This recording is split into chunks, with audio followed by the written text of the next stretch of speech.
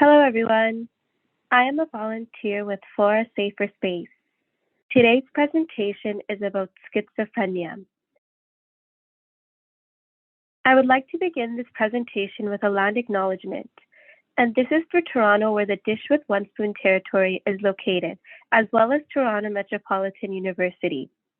The Dish with One Spoon is a treaty between the Anishinaabe, Mississaugas, and Haudenosaunee that bound them to share the territory and protect the land.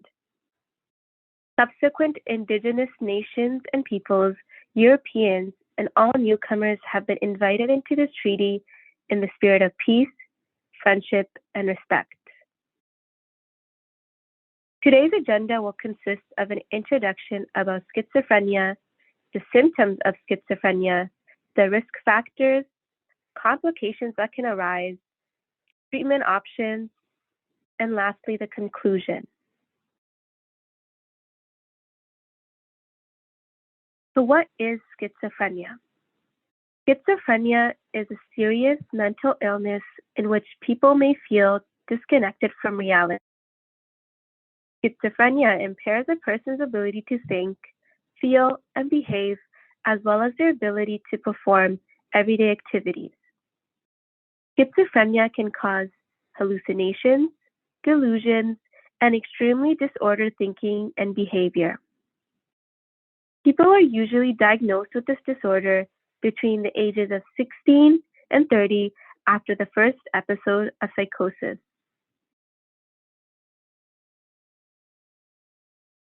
Schizophrenia symptoms differ from person to person, but they are generally classified into three categories, which are psychotic, negative, or cognitive.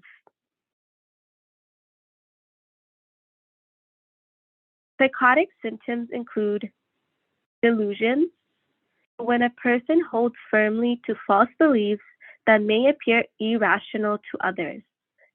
Delusional people, for instance, might think that people on the radio and television are communicating important or special messages that call for specific action, or they might think that they are in danger or that others are attempting to harm them. Hallucinations. These are usually associated with seeing or hearing things that do not exist. Hearing voices is common in people suffering from schizophrenia. Thought disorder.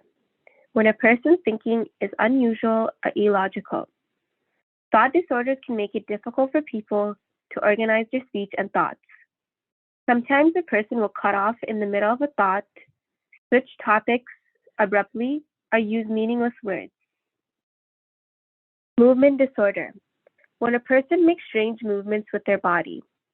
Certain movements may be repeatedly performed by people with movement disorders.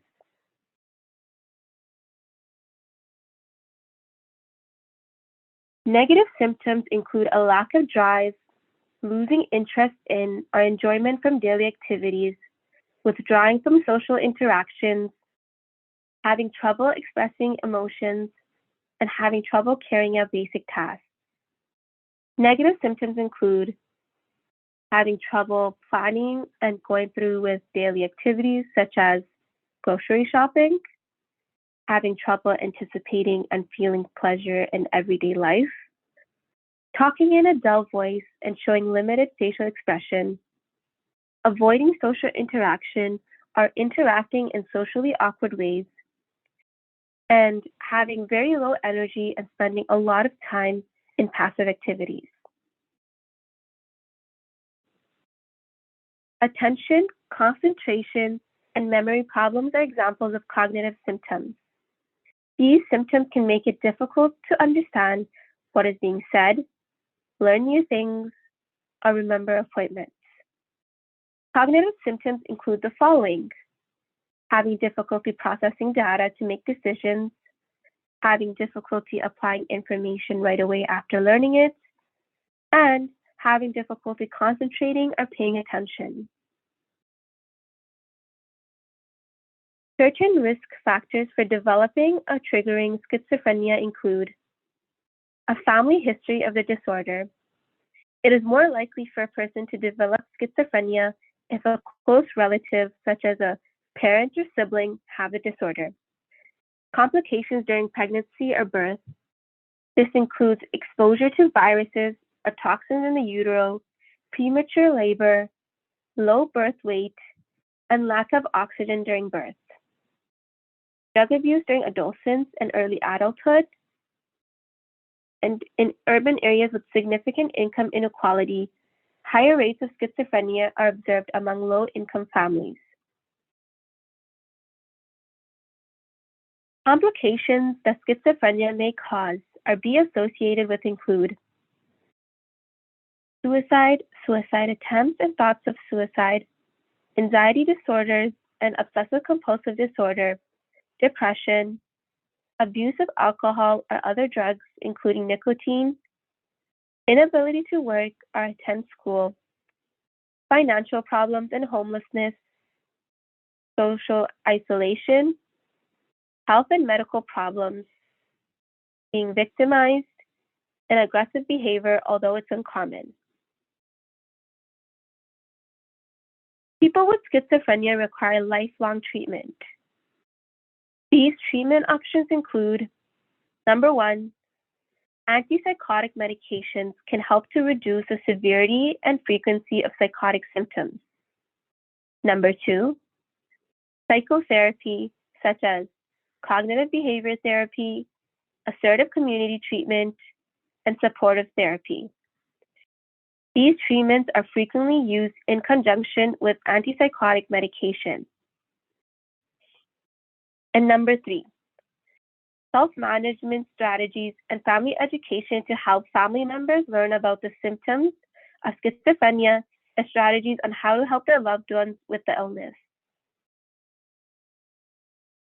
Now we'll go over resources. The most important thing to take away from this video is that there's supports and help available. For an immediate mental health crisis, please reach out to a crisis line for support.